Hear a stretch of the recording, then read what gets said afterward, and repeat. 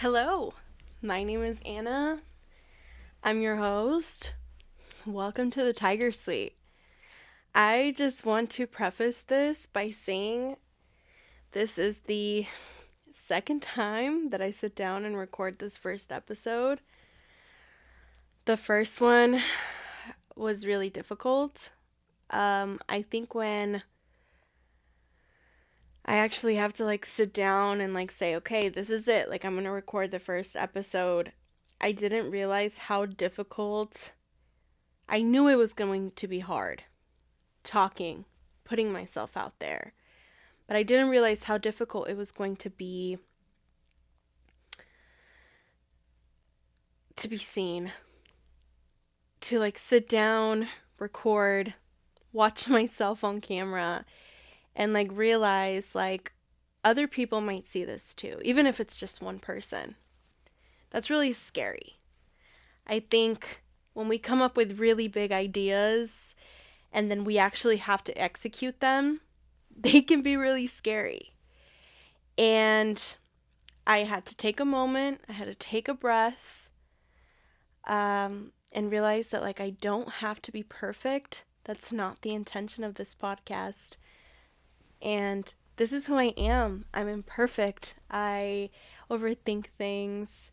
I have to do things the way that I picture them in my head, and if they're not executed that way, I have a really hard time. But this is who I am. Hi, my name is Anna. I'm 26 years old. Welcome to my Tiger Suite. You might be asking yourself, why did she name this the Tiger Suite? What is this? Essentially, the Tiger Suite was a name that I came up with because I redid my glam room in my house at the end of last year into early this year. And I didn't really know what I was going to do with it. I didn't know how I was going to decorate it. I've lived in my house now for 3 years. And I've had a vision for this glam room, but I didn't really have the time or sometimes even the money to really bring it into fruition, I guess. So anyway, last year I kind of hit a wall and I was like, you know what? This is it. I'm going to make this room mine. This is what it's going to be. This is my space. And so I bought this you can't see it because it's on the ground, but I bought this really big rug off of Amazon. I saw it and immediately was like, that's it. That's the one. And you might have seen it in the intro. It's 2 big tigers on this green rug, and I fell in love with it. And so, essentially, the Tiger Suite came to be. But the whole idea of the Tiger Suite is that we all have a Tiger Suite. Mine just happens to be my glam room, but it is the room where the 4 walls have seen it all. These 4 walls have seen me in so many different eras. They've seen so many versions of myself in just the 3 years that I've lived here. They've seen my ups, they've seen my downs, they've seen me happy, they've seen me angry, they've seen me fail, they've seen me depressed. I mean, I've laid on the ground in this room and literally bawled my eyes out before. We all have a Tiger Suite. You have a Tiger Suite. It might be the bathroom where you get ready, your own bedroom, your mom's living room, her couch, your car, your work desk, whatever it might be. We all have a space that when we get to it, when we sit down in it, it absorbs who we are. It knows who we are, truly to the core. I guess I want to explain why I even started this podcast and kind of paint a picture for you, what it's going to be, what it's going to look like. This is the first episode, and I think that's really scary because it's so much pressure, right? You're rarely gonna ever see me by myself. You will see me occasionally by myself where we have this one-on-one girl talk, but most of the time you'll see me with somebody else. The whole purpose of this podcast is to basically bring my journal to life, right? I think when we journal, when I journal, I think I try to spit words on paper, what I'm going through, what I want, what I'm manifesting. But when I journal, it's like I'm always the hero in the story, right? I'm never using that pen to journal to talk about how I might have been a really shitty person that day. Or, I might have flipped somebody off in Chicago traffic today. Or, gotten angry at, a barista. Not that I go off on baristas, okay? But, they might have gotten my drink wrong and my coffee was awful and that just pissed me off and set the tone for my day. I never sit down and talk about the bad. And I want this to be a space where you'll really get to know me. You'll really get to see who I am. And I'm not afraid of judgment. I think I was really afraid to be seen. And I think I've always wanted to start a podcast, but I think, we always want to do something. But again, when we have to execute it, it's kind of like, ooh, where do I start? I had a really rough last year, and we'll get into that in a minute. How I ended up on here, why I'm even in your ear or on your screen. But I have found that as I have grown, I'm 26, life has become lonelier. People stop really talking about what's really going on, the truth. They stop truly being vulnerable.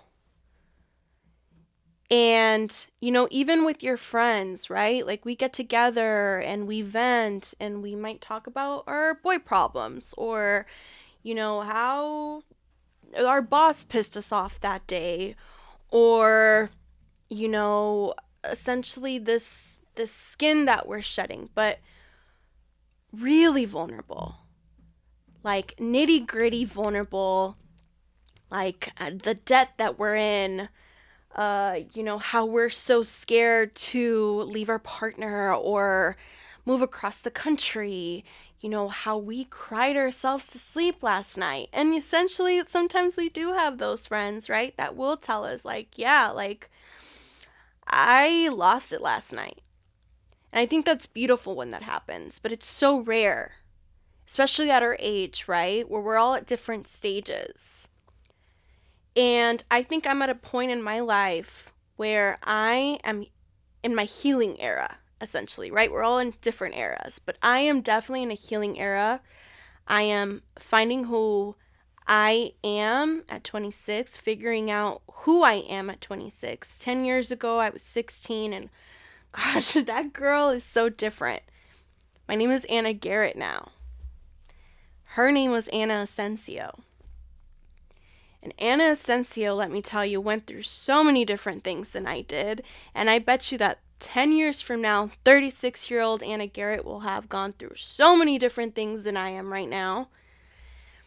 But the whole purpose of this podcast is to build a space where I'm letting you in to my tiger suite, to my four walls. I am speaking instead of writing in a journal. But this time, I'm not the hero in the journal. No. I can be, I have failed. I have been a bad friend. I've been a bad daughter. I've been a bad partner. I've been a bad worker. I've been a good friend. I've been a good partner. I've been a good worker. I've been a good daughter. I have been it all, and I'm not afraid to admit any of that. I actually think that there is so much beauty when we do admit that. Essentially, I came to the conclusion that I have so much to say, that I'm so tired of playing a facade. You know, I have a lot of people, especially from back home. I live in the Northwest Indiana area, essentially Chicagoland. Argue with your mama about it. Um, but I'm from Phoenix, Arizona. And when I go back home and I get together with friends or family, you know, they like to tell me like, "Oh my gosh, like you're so successful. You know, I'm so proud of you. You've done this and you've done that." But like I so want to tell them that I have had to sacrifice so much for me to get to where I am, and even then I have failed in so many ways. I think it's so beautiful, and it makes my heart melt when, you know, my mom tells other people like, "Oh, my daughter does this and that," but I'm just like, "Mom, you don't even know the half of it. You don't even know the half of it. I wish I could tell you." And you know what? That wish is coming true. I'm gonna tell you about it. And it's not gonna be pretty sometimes, but I don't care. Sometimes we need to hear it. We're at an age where, you know, especially me right now, me at 26 and so many other 26-year-olds, you know, so many people are starting over. So many aren't. But I think social media really messes up with our head, like messes up our head, right? We are in a comparison age where, you know, we see the end goals on social media. We see the pretty pictures. We see the graduations, the weddings, the master degrees, the travel around the world, you know, and what do we find ourselves saying? Wow, she has it really figured out. I wish I had her life. Oh my gosh, like I'm behind. What am I doing? But imagine if all of us showed the journey, just not the end goal. What if we all got to hear about the ugly, the good, the failures, the heartbreaks, the tears, the sweat, the blood, right? Like, what if we really got to hear about it? Would you still want to trade lives with that person? Would you still think that they've got it all, that they've made it, that they must have the easiest go lucky life? I bet you wouldn't. I'm going to have all kinds of women from all kinds of backgrounds, of all kinds of ages on this podcast. And you'll get to hear about the journey.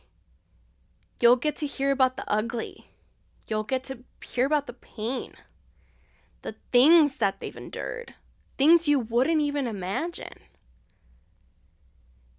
And I welcome you to look at yourself after you hear some of these stories, after you hear my story, and try to give yourself some grace. I hope that what you take away from this podcast, from these stories, from this vulnerability that I'm willing to share, I hope that what you take away is that no one is perfect. No one's made it, really. No one's got it all. You know how they say, like, money doesn't bring happiness? Like, I'd love $1 million right now, right? Who wouldn't? But you hear millionaires talk about, like, money isn't all that. Because once you have money, then what is left, right? What are we chasing? After you hear some of these stories, again, I invite you to question some of the things the narratives that you've come up with for other people, for Instagram models, for Kylie Jenner, right? For super successful people. We don't even have to talk about celebrities, just people that you know. Older women, 30, 40 years older than you. You know, the boss bitches, right? I invite you to change the narrative. So I guess we can start with how did I get here? Why did I get here? Well, I'll tell you. Let's start from the beginning. Again, I am in a real healing era of my life. I feel like in my teens and my early 20s, especially when I was in therapy, I was working so hard to heal my inner child. And I think that's a never ending thing. But now I'm at a stage where now that I've gotten older, now that my frontal lobe has developed, right? Now that I've checked so many boxes off of my life to-do list, I'm healing my inner teenager. And she is so pissed. 10 years ago, me, Anna Asensio, she is so different. The things that she did, the way that she thought, the way she went about life, her and I are completely different people. And I'm so grateful for her. I'm so grateful for her. I would not be Anna Garrett if I was not Anna Asensio first. All the mistakes, all the heartache, the pain. I would not be here sitting in front of you willing to share my story. God, 10 years ago, I was so afraid to be seen. I can't even imagine. She would not recognize me in the best way. And I wouldn't recognize her in the best way. But I know that she would be really proud of me. I grew up with really severe social anxiety, like severe. I moved from Mexico to Arizona when I was 4 years old. I only spoke Spanish, and in Mexico, this is super side note, I guess, but in Mexico, I started kindergarten early. I started at 4 years old because I could read and write, so they allowed me to start. And so when I got to the United States, my birthday's in October, and usually what happens is, I think October through December, if I'm not mistaken, you have to wait like a year, to be in your age group for kindergarten. Well, when I got here, I could read and write. So they let me start with all the other kids. So I was always the youngest in my class. I was always a year younger than everyone. I still am. And I got here with, I had no idea why I was even here. I moved a lot. My parents and our income levels was really unsustainable. It was always unpredictable, and we moved around a lot. I think I moved schools like 7 or 8 times, and it was really nerve-wracking. The earliest memory I have of anxiety, I had just started at my new school here in Arizona. And again, I only spoke Spanish. So usually, all my first gen people, we usually get placed like in, I think it's called ESL classes. I'm not sure, but it's basically like they put you in a classroom where they try to figure out, if you can be at the level that all the English speaking kids can be. And I remember being super confused. I don't think, and if someone did, like if my mom sat me down and like explained the process of like what was going on, why I was starting at the school, whatever, I don't remember it. She might have. But I remember that I started at a school and they placed me in a classroom for like a couple days. And then, we would line up in the mornings. My mom would drop me off. We would line up and our teacher would come get us and we'd go to the classroom. Well, there was one day after maybe my first week where my teacher, and again, I didn't speak any English, okay? My teacher that I had been with for like a week had been like, no, you're going with this teacher. And she literally forced me into the next line of somebody else's classroom. And I was so afraid. I was so confused. I did not understand. And I had a full-blown panic attack. I think they probably had to call my mom. And they probably explained to her, like, ma'am, we're just moving her to the other classroom. Like, she's fine, kind of thing. But I was so in full-blown panic. I remember crying and crying and crying. And I just did not understand what was happening. I was scared. Where was my mom? But that was my first memory of anxiety. And that anxiety never went away. It just got worse. We moved around a lot. I had to start at a bunch of schools. Every time I had to be placed in the middle of, I would start in the middle of a year at a new school. It was never like from the very beginning.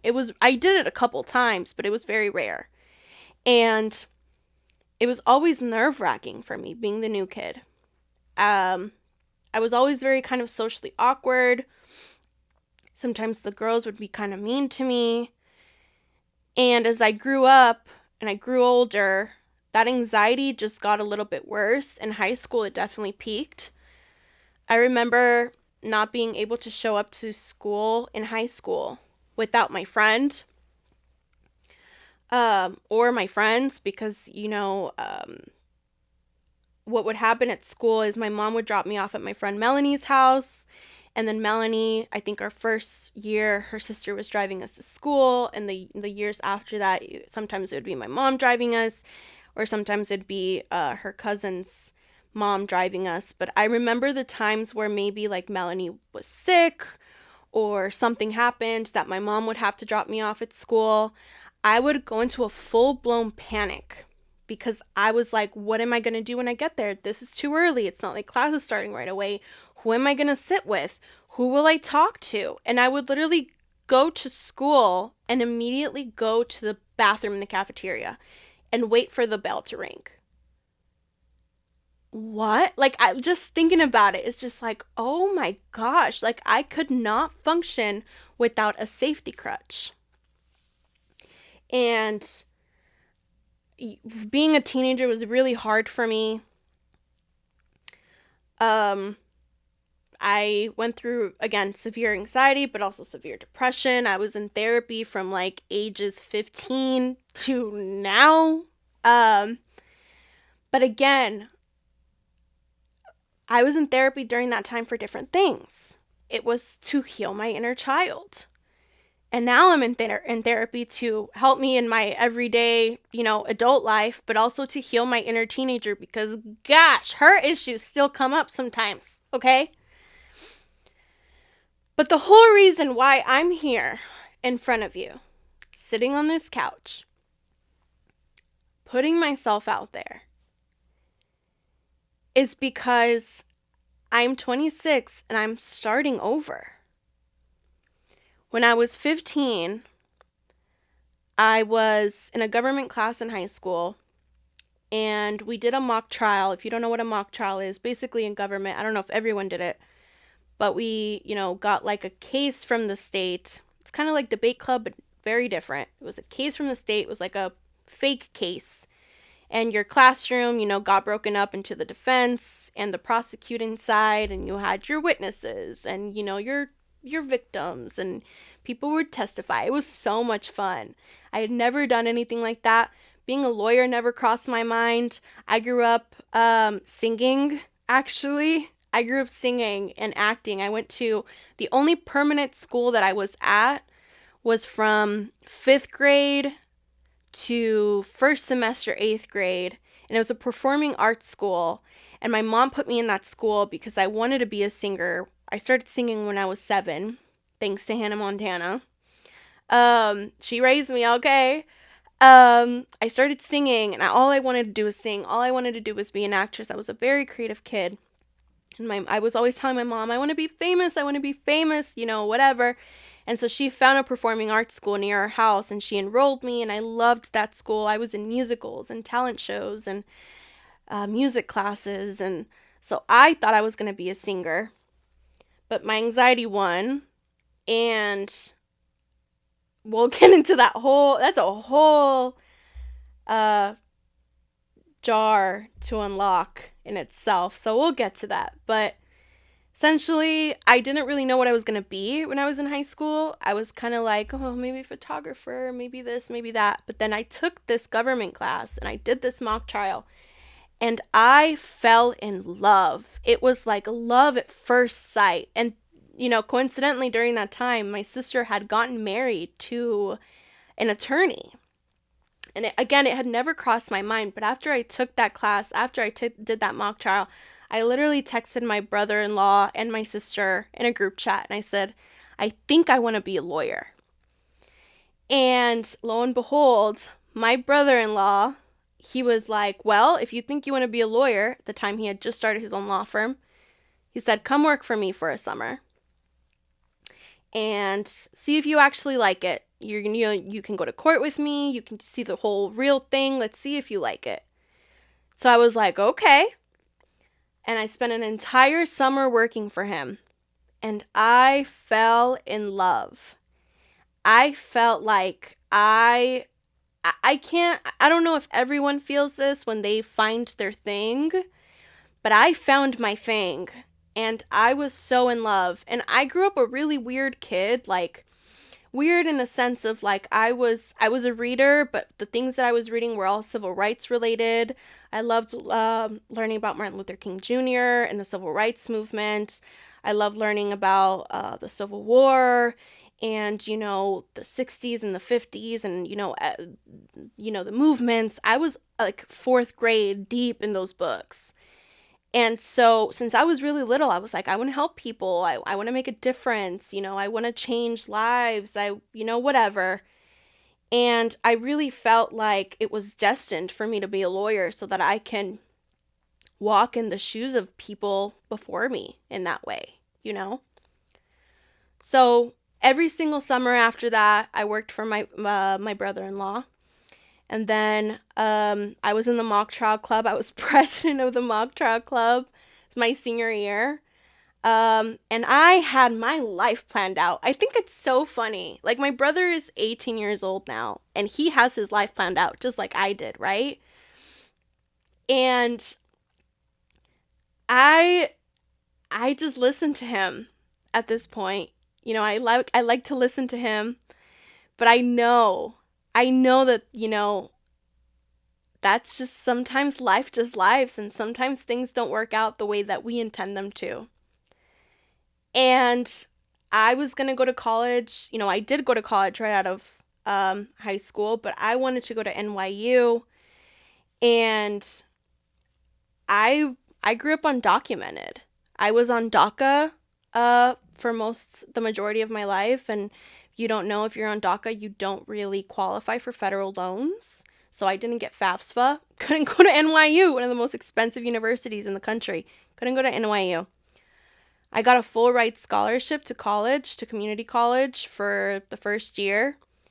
And then the president rescinded DACA, and I almost lost my scholarship. But then I got a full ride to Grand Canyon University. And thankfully, and I'm so grateful, I went to school for free. But my plan was, college, law school, lawyer, back to back, just like that. Well, it didn't happen that way. I went to college, got my degree in government, and I thought I was going to go to law school right out of school. It didn't happen that way. Took the LSAT way too late because nobody told me the process. Nobody told me when I needed to really start. And I got a 139 on the LSAT. Now, if you don't know about the LSAT, it's the entry exam to go to law school, right? Any law school. You have to take the LSAT before you even apply to law school. And some law schools, like for example, Harvard, will only take students that get like 170 somethings to a perfect 180. Perfect score on the LSAT is a 180. I think the lowest score you can get is like a 120. I'm not sure. Well, I got a 139. Okay? And you know what the funniest part is? I was applying to the University of Chicago. Okay? The University of Chicago is an Ivy League, technically. I think it's a top 14 school, top 14 law school. They laughed at me, okay? They laughed. I wasn't going to get anywhere with the 139, not even the lowest of the low on that list. I was devastated. I did not know what I was going to do. All I knew was that I wanted to go to law school somewhere other than Arizona. I did not like Arizona. It was too hot for me. I felt like I had seen it all. I wanted to grow. I wanted to go to a big city. My dream was to go to New York. Didn't happen that way. So took a year off, got together with my husband, got married 8 months later. The following year, we moved to Chicago. We moved in with my friend at the time. And, she really let us get our start. Then we bought our house. But before we left Phoenix, I applied to a criminal defense firm, got the job, and essentially I started working in a boutique law firm where it was just being a lawyer. And I walked into some rooms that I thought I could not get in without a law degree. It was the coolest experience of my life. My first day, I remember I was in a judge's chamber, shaking a judge's hand. I was in disbelief. I have been part of murder trials, sex cases. I have talked to some people that, you only really see on TV shows. My job was so fulfilling for me at the time. And during the time that I was working, the first year, I was studying again for the LSAT. To wrap the LSAT talk up, I have taken the LSAT 3 or 4 times. I don't even know at this point. 3 or 4 times. My highest score, and I'll put it out there, I don't care. My highest score has been a 148. Still could not get into the school that I wanted.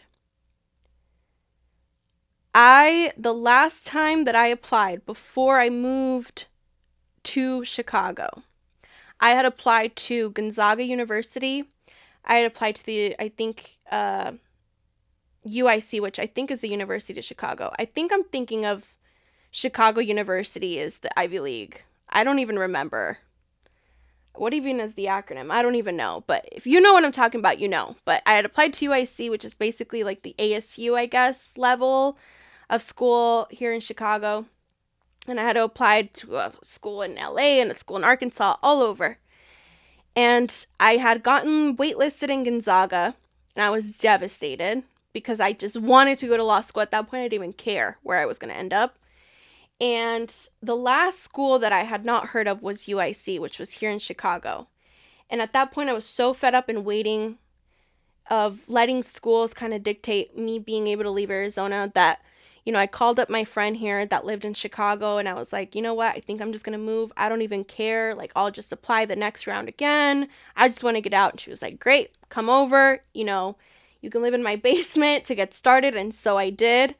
And I started working at this law firm. Well, funny thing is, and it's so funny how God works, how the universe works. The moment I decided, okay, mind you, I had waited all summer for a reply from the school. The moment I decided to move to Chicago, not even a week later, I get an email from UIC that said, hey, we actually are full, but we love your application. We'd love to invite you to apply for the next round again, just like this. Essentially saying, you won't get in this round, but you'll get in the next round. I was thrilled. That was enough for me. Well, the next round comes around, and I still didn't think my LSAT score was enough. It was enough to get me maybe into some schools, but it wasn't enough to get me into some scholarships, which if you know how much law school is, you can imagine. I needed a scholarship. Study for the LSAT again. It fell through. I felt defeated. So I said, you know what? This was, I think, 2023. I said, you know what? 2024 is going to be the year I turn my brain off. I need a second to breathe. I can't think law school because it is a soul-sucking process, let me tell you. The studying just for the LSAT alone, you don't really have a life. It takes a mental toll on you. I have ADHD, so just sitting down and learning and studying by myself is already a difficulty in itself. So I said, I'm going to take a year off completely. I'm not even going to think about law school. I'm just going to dedicate my time to working. And so I did. All 2024. 2025 comes around. I had become a work addict. And I mean that in the truest sense. I felt like my worth was tied to my job. I worked myself to the bone. To the point where the beginning of last year, I was so exhausted. So exhausted. I thought, I need a break. But how? There's so many people at my job, so many clients that are depending on me. What is my boss going to do if I take a break? He's depending on me. what am I going to do? I need the money. At that time, my husband was starting a program to have his own insurance firm. I was the main breadwinner. How was I going to take a break? How was I going to pay my bills, my mortgage? Well, let me tell you, again, the universe works in really funny ways, because February comes around, and again, at this time I was so burnt out. I was not turning into a good person. I was turning into a bad person. I was kind of shitty. I was starting to flip people off in Chicago traffic, and if you know, you know, okay? If you match energy, which you kind of have to be respected on these streets, it kind of turns you into an ugly person, a cold person, aggressive. That's what the city kind of does to you. That wasn't me. That's not me. Well, lo and behold, one night in February, my husband and I were coming back from a Blackhawks game, and we get into a car accident where we legitimately almost died. I had a huge concussion, and I had to take 2 weeks off of work. Isn't that kind of funny? I was forced into a break. And during this break, I realized that I was truly a shell of a person. I didn't have any hobbies. I couldn't sit still. I wanted to go back to work. Couldn't. My boss was even like, no, like, you have a concussion. What are you talking about? You know, kind of thing. You need to take care of yourself. And again, I was kind of at war with myself in terms of my career. Like, what is next? I have kind of hit the threshold. I'm somebody that needs to be constantly kind of challenged. Like, I always need an ultimate goal, right? Whether it's like, oh, I want a promotion this way, or I want to, learn how to do this. But when you hit the top, I mean, what's next? Once I learn how to do everything, what's next? Litigate? Be a lawyer? Like, that's what's next. And winning a trial, winning a case, that's a never-ending challenge. But I just didn't know if I wanted to do it anymore. I didn't even know if I liked it anymore. I didn't even know that was me anymore. My value and my major why to being a lawyer at that time was tied to something that it shouldn't have been tied to, and that was my parents' validation. I felt like, even though they had never said, you can't do it, we don't believe in you. They've never said that, by the way. They've always supported me in all my crazy ideas, have helped me with LSAT materials because it's really expensive. But in the back of my mind, I felt like my family doubted my ability. And that was really hard for me. That's not a good enough reason to do something, by the way. If the reason as to why you're doing something is to prove somebody that you're capable of doing it, kind of like a middle finger, like, haha, I told you so, that's probably not a good enough reason to do something. That's probably not why you should be doing it, right? So I kind of was at a crossroads. I was like, do I even want to do this anymore? What are they going to think of me if I give up? What am I going to do? I've worked now a decade on my career. What am I going to do if I'm not a lawyer? Is this all going to be for nothing? So essentially, all last year was a huge ego death for me. From literally beginning to the end. The beginning was me fighting myself, fighting my beliefs, holding on to control, wanting to control the narratives of my life, while everything was kind of falling apart. I was basically in a shell of a marriage too, because I was not a good partner. And I'll admit that. I was not a good partner. I would come home and kind of, when you're like, I don't know if everyone had this experience, but when your dad would come home and you'd be like, oh, party's over, that was me. That was me. And I was crying almost every day because I was so stressed and so burnt out. And it led to stress literally like almost not killing me. That's a crazy way to put it. But like gave me cortisol issues. And stress is a disease. And essentially at the end of October, I had no choice but to step away from my job. Because if I didn't, it was going to kill me. Like, truthfully, I was going to end up in a mental institution because I was not a person. So I had to make the tough decision to quit my job, and I officially made that decision. Kind of took a minute, took a beat, all of November. My boss gave me a month to think about it. And mid-December, I had to make the difficult decision to step away. And when I stepped away, I was just kind of like, what is next for me? If law is not who I am, what is next? God, show me what's next. Universe, lead me to the path that I'm supposed to go to. And you know the funniest thing? The end of December, I kept asking the universe, God, whatever you call it. I call it the both of them. Plant a seed in my head. Plant a seed in my head. What should I do? Should I start a business? Should I work with my husband, Peyton? Should I,